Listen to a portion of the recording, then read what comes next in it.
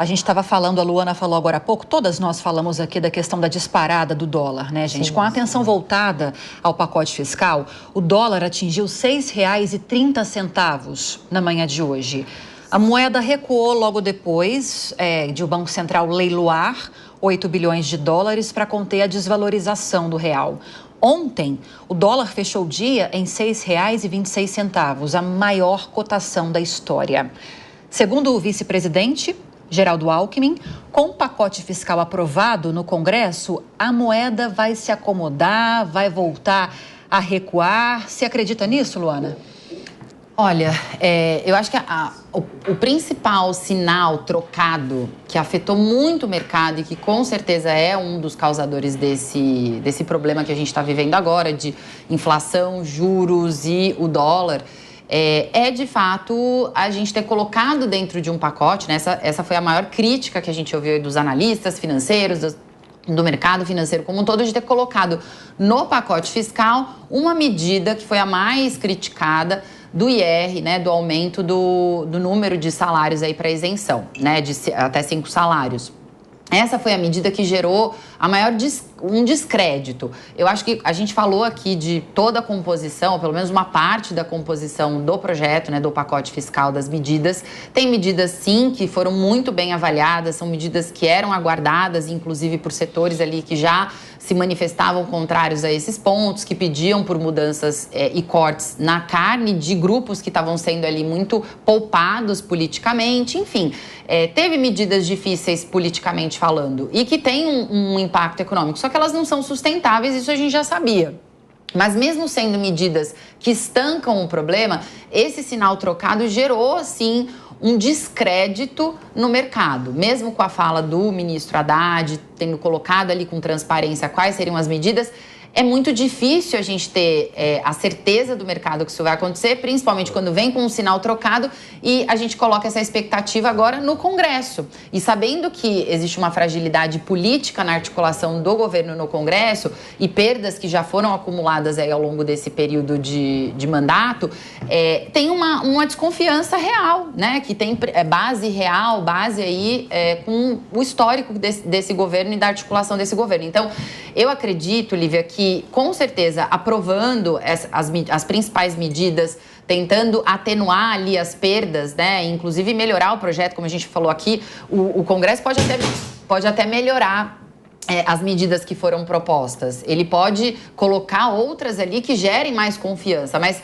normalmente quando tem que cortar da carne a gente sabe que é o oposto que acontece, né? Começa ali a se desidratar coisas que vão gerar redução de políticas públicas, redução de atendimento a bases importantes políticas. Então, infelizmente, né, como eu sempre falo aqui, a realidade se impõe. E é por isso que, para que a gente retome essa confiança, na minha visão, o pacote ele teria que ser implementado na sua totalidade, com melhorias ainda, para que a gente gerasse mais confiança e trouxesse também uma estabilidade nessa questão econômica para olhar para frente, né? Colocando ali esses ganhos para frente de forma projetada a partir de medidas tomadas, dos projetos concluídos, e por isso a pressa do governo em colocar na pauta, em ter a votação ainda esse ano, para que a gente encerre o ano e inicie 2025 já com essas expectativas num lugar diferente.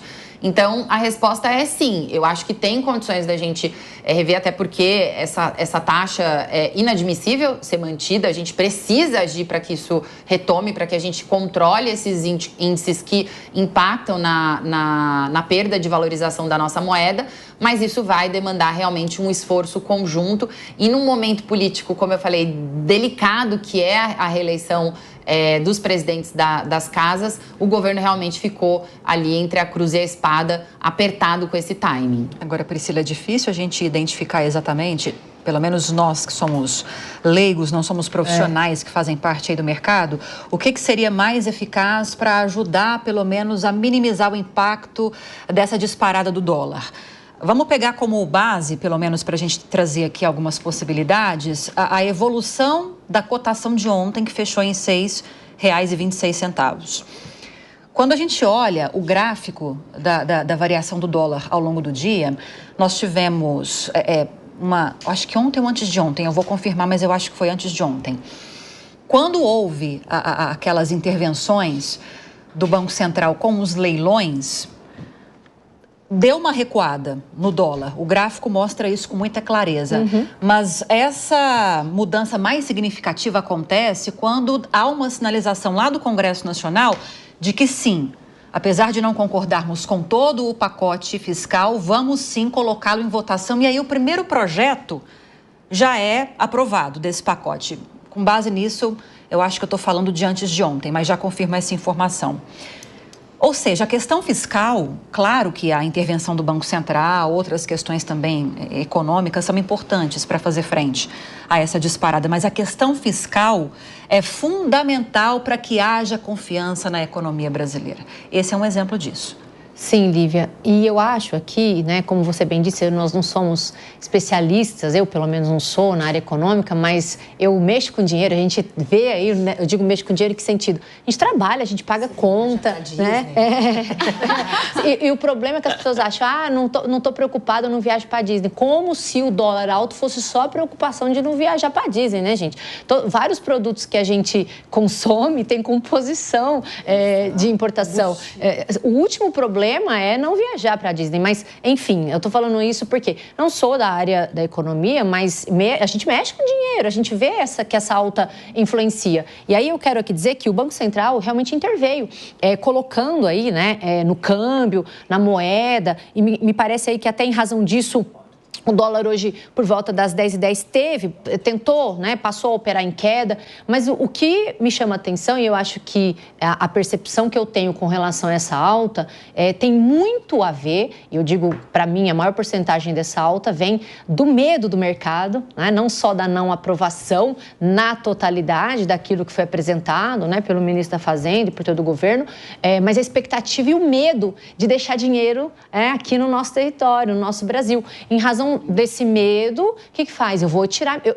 assim, claro que eu estou nisso, não estou dizendo que eu concorde, mas eu também teria medo, porque se há uma insegurança, imagine, a pessoa está investindo o dinheiro, né? Não sei o que virá daqui para frente. Há uma nuvem nebulosa. E aí a pessoa está com o dinheiro aqui, eles visam o não perdimento desse investimento. Então o que ele faz? Ele recua e fala, e vou tirar o dinheiro daqui, vou pôr em outro lugar até se estabilizar. E eu acho que isso fez com que ficasse pior ainda esse sentimento, né, de balança muito pesada para um lado, e essa alta do dólar, eu acho que grande parte, sim, vem desse medo do mercado, dos investidores, das pessoas que colocam dinheiro no nosso governo. E assim como a Luana colocou, a gente espera, a gente está no mesmo barco, né? Aqui não é lado A, lado B, a gente está no mesmo barco. Eu espero, sinceramente, que se dê jeito, assim como o nosso vice-presidente, Geraldo Alckmin, colocou, olha, né, a aprovação de medidas econômicas do governo, do Congresso, vai fazer a moeda recuar. Então, que assim seja,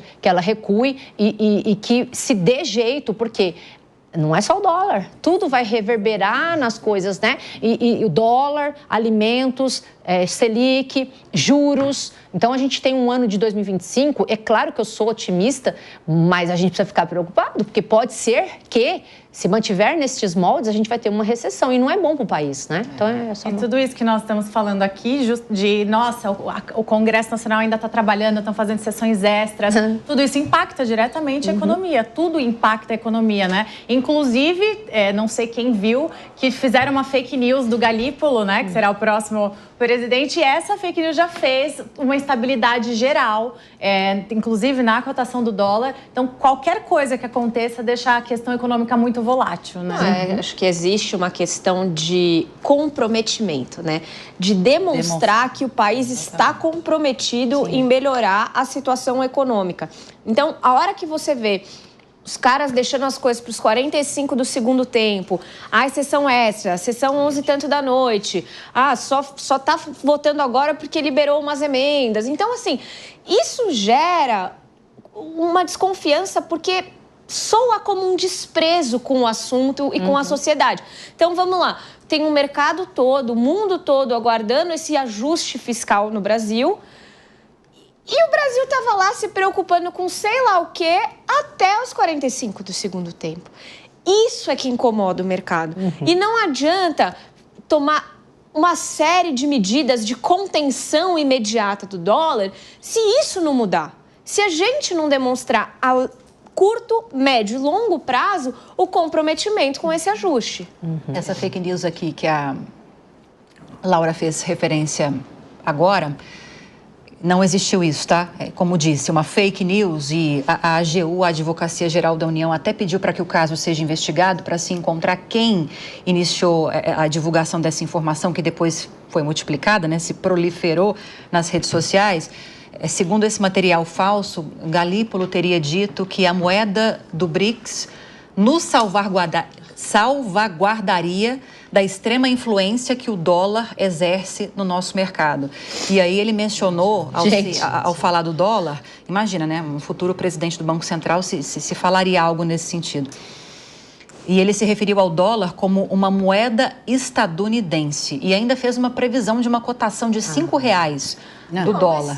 Fez ainda uma previsão de R$5. Pior que as pessoas acreditam, né? Mas sabe o que eu ia Não falar? só acreditam como desestabilizou a economia. Mas sabe o que dá raiva? Porque todas nós aqui temos as nossas diferenças políticas, mas estamos todas dizendo a mesma coisa. Só queremos que dê certo. Independentemente do que, de como for feito, todos nós aqui queremos que dê certo. E esse deveria ser o sentimento de todo o país. Agora, quando um desocupado resolve fazer fake news com o novo presidente do Banco Central, olha o tamanho do estrago que é esse ser humano, se é que posso dizer que é um ser humano, não sei nem se é inteligência artificial, a Laura vai ficar brava comigo. Pode ser. Mas assim, gente, Algoritmo enviesado. pelo amor de Deus, está na hora de parar de guerrear e torcer para as coisas darem certo. Não colocar mais obstáculos do que a gente já tem pelo caminho. Isso, para mim, é o cúmulo. Desculpa, foi um desabafo. Tá certo.